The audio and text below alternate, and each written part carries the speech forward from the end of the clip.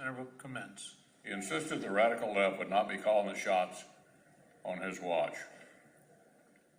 But when it came to one of the most consequential decisions a president can make, a lifetime appointment to our highest court, the Biden administration let the radicals run the show.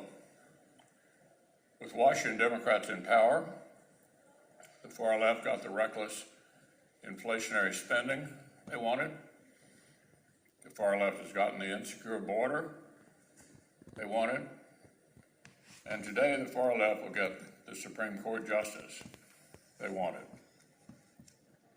The fringe activists who demand partisan court packing, attack the justices, and describe our Constitution as trash, made up their minds from the start of this administration. If a Supreme Court vacancy should arise, they wanted one nominee and one nominee only, Judge Jackson. They spent dark money to promote this person specifically. They pushed her for the D.C. Circuit. Then they badgered Justice Breyer to quit. In February, one of these groups announced Judge Jackson would be the nominee before President Biden actually did make the announcement. So think about that for a moment.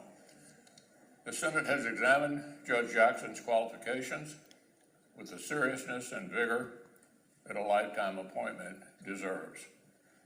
Unlike when the party's positions are reversed, the country was not subjected to uncorroborated smear campaigns, committee boycotts, stunts with cardboard cutouts, or mobs chasing senators around the Capitol.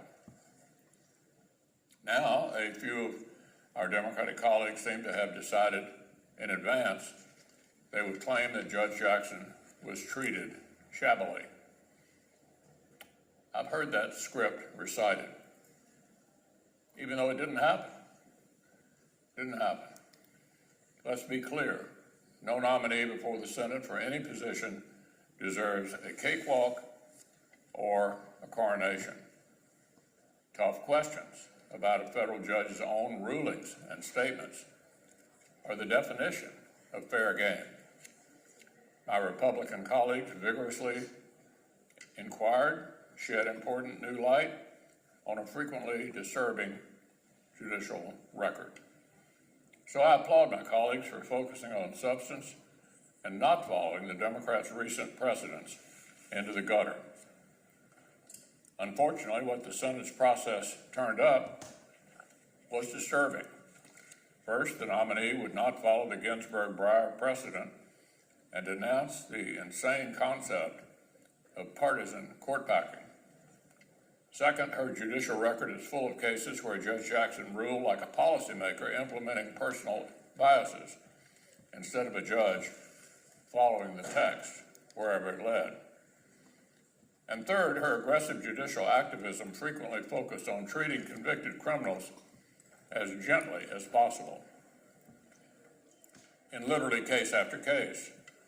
From deadly fentanyl to open borders to child exploitation, Judge Jackson tilted the scales of justice away from public safety and innocent victims in favor of her career-long passion for softening up criminal sentencing.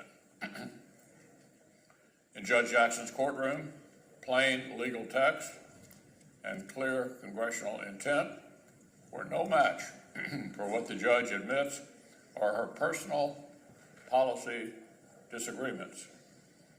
Even as a violent crime wave sweeps America, Democrats are pursuing a nationwide campaign to make the justice system softer on crime. They're stacking the deck with far-left prosecutors, woke warriors at the Department of Justice, and federal judges who believe criminals deserve lighter treatment.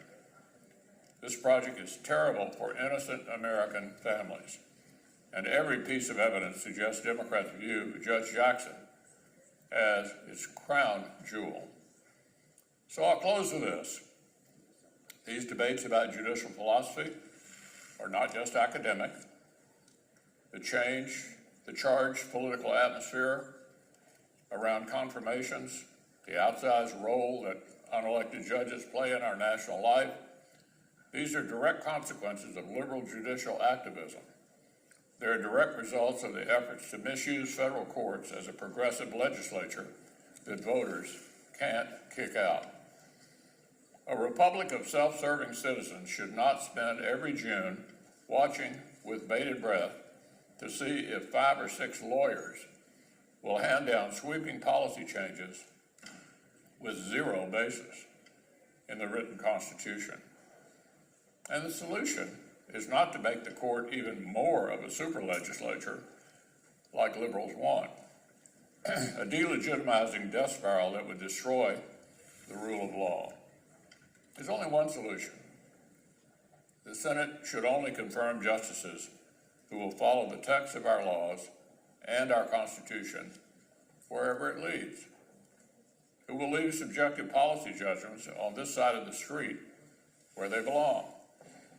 That's how we lower the temperature. That's how we shore up the courts. That's how we protect the rule of law. Staff the judiciary with brilliant men and women who understand and embrace this limited role.